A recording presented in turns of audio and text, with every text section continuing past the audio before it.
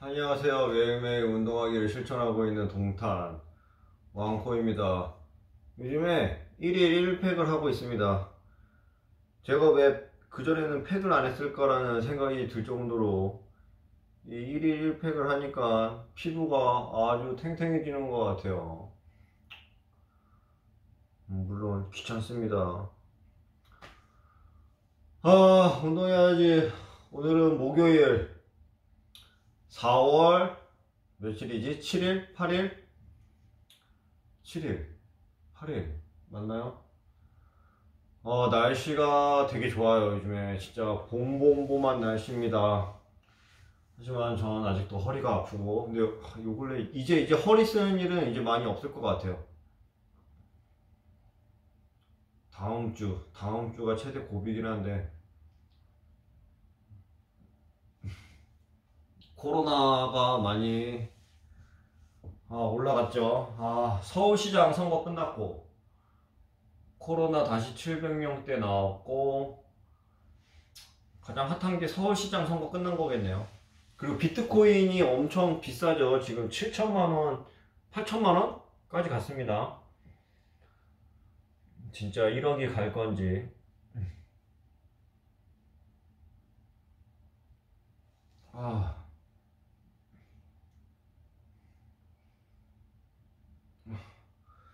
저는 아직도 허리가 많이 아프기 때문에 팔굽혀펴기만 하도록 하겠습니다.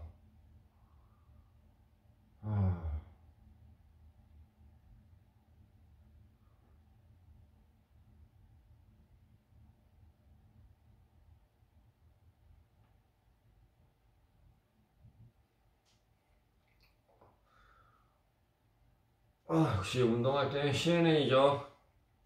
Arguments, saying the crowd at the scene was a perceived threat and distracted Chauvin during Floyd's arrest.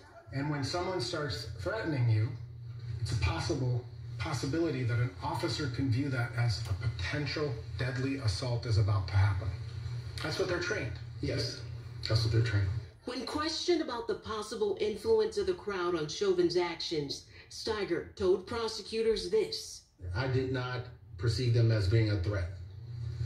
And why is that? Because they were merely filming, and most of it was their concern for Mr. Floyd. The defense also argued Chauvin's knee was sometimes on Floyd's shoulder and not only his neck. Prosecutors pushing back. Is the risk related to the pressure on the neck or the pressure on the body? This the pressure on the body. Any additional pressure on the body complicates breathing more so than if there was no pressure at all.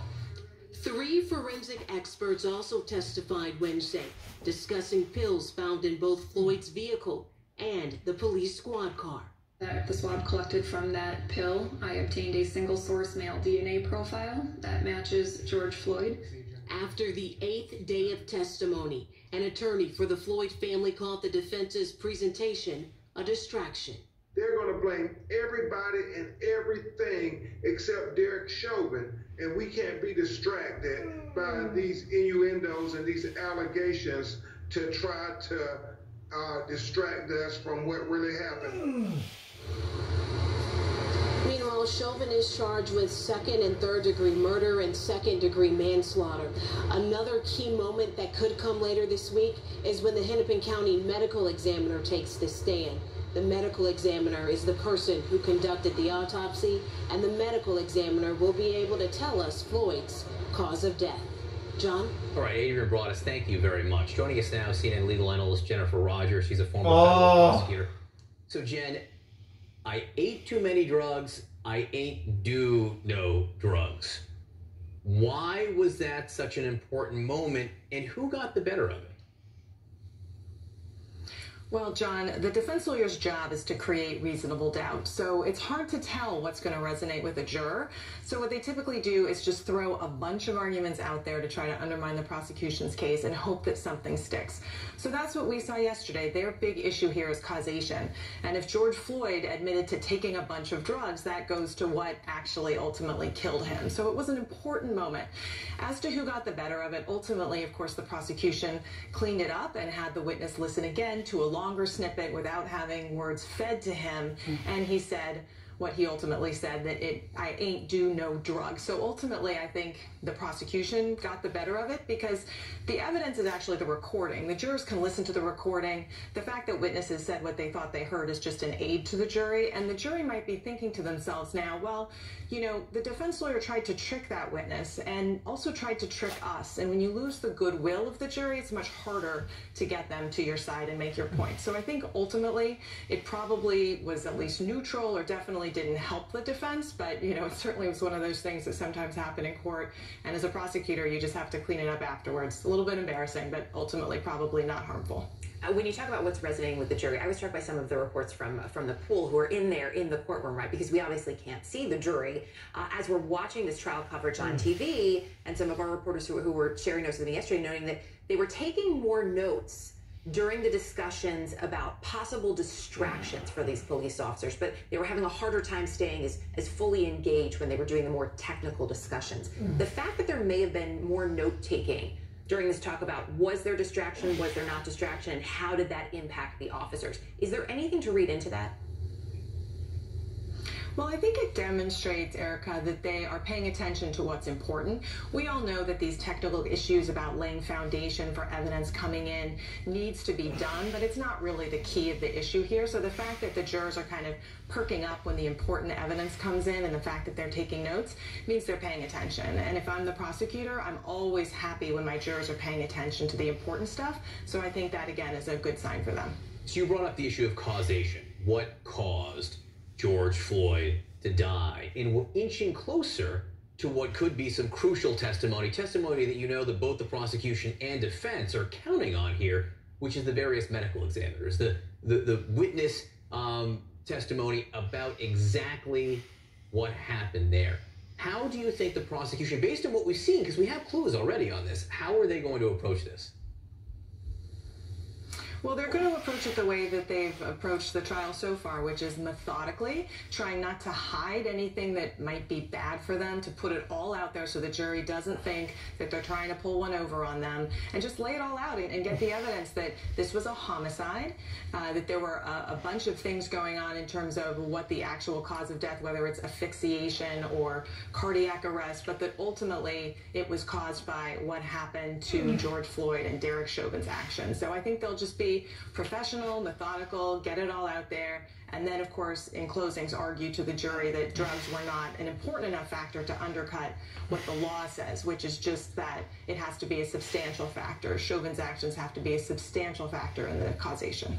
And just, you know, give us your thoughts, if you would, on, you know, as a former prosecutor, the way we're seeing the prosecution lay out its case, a more emotional first week, more technical so far in week 2, ultimately moving on to the medical examiner. How does that leave things in the mind of the jury when you're progressing this way?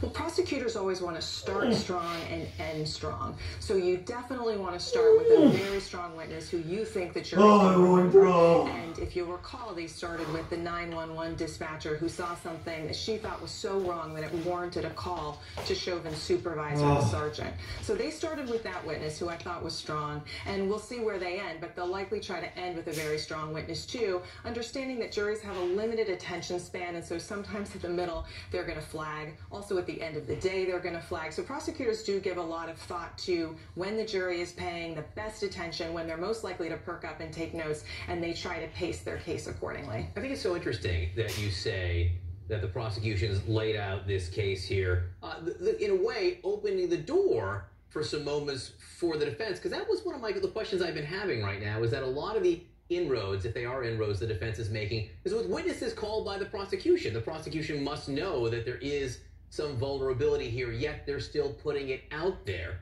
So I was interested to hear you say that they think it's worth the risk and they think it may actually be helping them to be so transparent. Well, you always want to do what we would call draw the sting, right? If there's something bad that's likely to come out on the defense side, because remember, of course, prosecution turns over all of this information and discovery to the defense. There really aren't any surprises here. They're going to want to draw that out so the jury doesn't think they're hiding anything, and so that they can ask those questions and elicit that information in a way that they think is most beneficial to their case. So they certainly do make a calculation. Is this someone we need to call? Do we need this information? Is it worth the possible bad information that might come out? And how are we going to present that information in the least harmful way? So, you know, I think they've been doing a pretty good job of that so far. We'll see how it goes from here. But, you know, they all seem to be veterans and pros, so I think they've been doing their job in that regard. Jennifer Rogers, very helpful. Thank you so much for being with us this morning. Thanks, guys. So President Biden pointing to China, arguing that the infrastructure bill will help the U.S. stay competitive. Is that the case? Next. Across Africa, businesses are working together like never before. All new on CNN, Connecting Africa. Join me and Lenny Jocas as we crisscross the continent to show you how new connections are revolutionizing commerce in Africa. This month, Connecting Africa through telecommunications. We're going to have the strongest connectivity business across Africa. All new Saturday on CNN in association with Afrexim Bank. Take the vaccine when it's your turn. Vaccines, weapons against a pandemic. If you don't get vaccinated, you have zero protection. But why do people fear that? Misinformation being spread around the neighborhood is taking its toll. It's a beautiful document that's completely full of lies. Join Dr. Sanjay Gupta on a journey to find the answers. Where is the anti-vaccine information coming from? CNN Special Report, The Truth About Vaccines, Sunday on CNN. Close your eyes, relax your body, relax your facial muscles and your neck and shoulders, and place one hand on your heart and one on your belly. And just feel your hands grounding on your body, and take some long, slow breaths. So inhaling nice and slow. And as you breathe out, feel your body fully relax. And just feel yourself settle. Your hand connected to your chest, comforting yourself, self-soothing. Your bottom hand feeling your belly rise and fall. And just staying in this moment. This is CNN. More people get their news from CNN than any other news source. Connect the world with Becky Anderson. It all starts here. Changing, fighting, creating, connecting. That's why we're here. We live here, we work here, we're from here, and we'll go wherever the story takes us. In Tehran, we are in Jerusalem. Real news that shapes our world. Exploring not just what's going on, but why. I just want to press you on one further point. Getting perspective on this region from this region. Places that many of us know, but few of us get to see. Observing countries on the move, still rooted in tradition. It all starts here, and that's why we're here, bringing you the world from our Middle Eastern hub. Connect the world with Becky Anderson, tonight on CNN. When news happens anywhere in the world, CNN is there. We've all been detained by the Russian authorities. No other journalists have been allowed into Myanmar since this coup happened. It's easy to spot ambulances like this one racing all over the city, going on call after call. It's been 10 years of unimaginable horrors. Do you know who these children are? Have you seen them before? They need urgent support, urgent help. We will tell the world your story. This is CNN 10. My name is Carl Razuz. I'll be your explainer-in-chief. Relevant stories, complex issues explained, all in 10 minutes. CNN 10 on your laptop right at home. Stream at youtube.com/CNN10.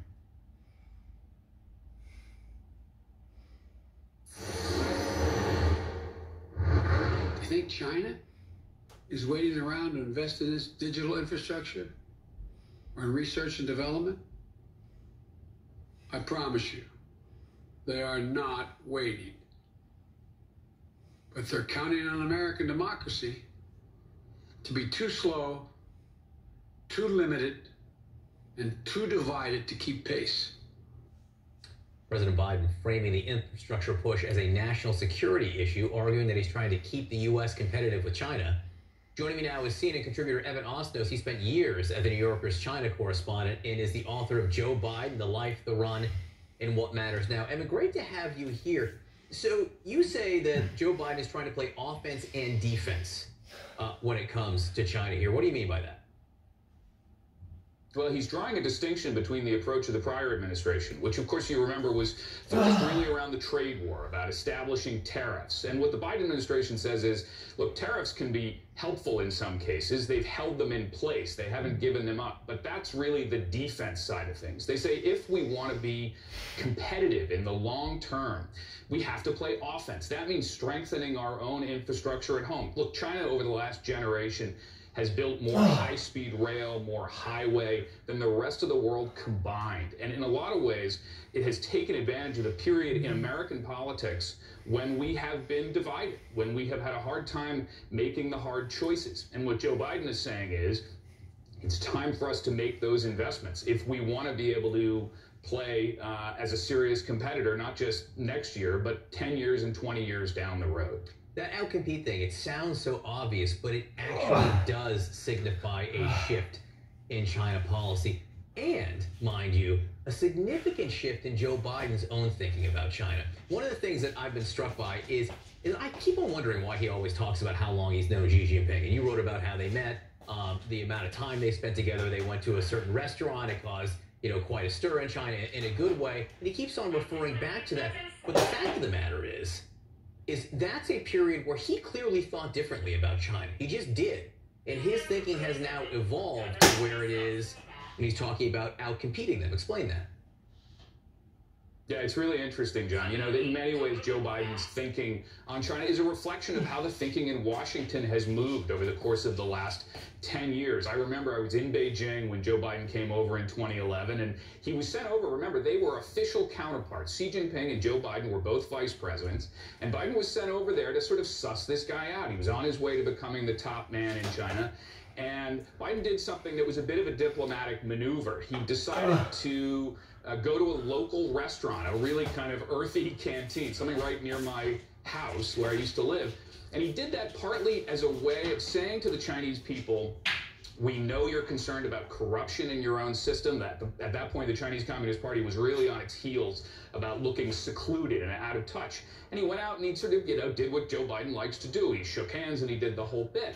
And then you saw that Xi Jinping sort of responded months later by going to his own restaurant, going to a dumpling restaurant, trying to show that he was in touch with the people. What that's about is you have these two very sophisticated, very sort of canny political players. They've been at this a long time. Then Biden came back to Washington, and in the months that followed, what he said to people privately was, this guy, Xi Jinping, is serious business, meaning, as he put it, he is not a Democrat. Small d Democrat. He is not somebody who's going to lead this country down the path of reform.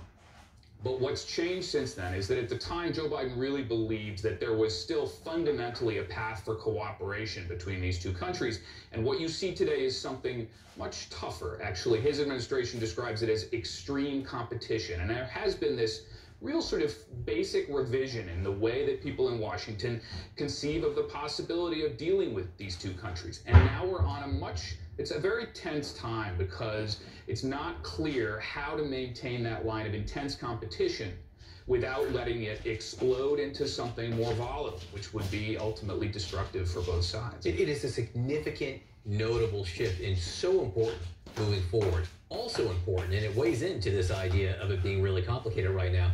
There's a genocide. The whole world knows it's happening right now in China against these Muslim minorities, the Uyghurs, and also the Kazakhs. The New York Times says, the New Yorker, your friends at the New Yorker have just a phenomenal piece about the oppression and personal stories going on there.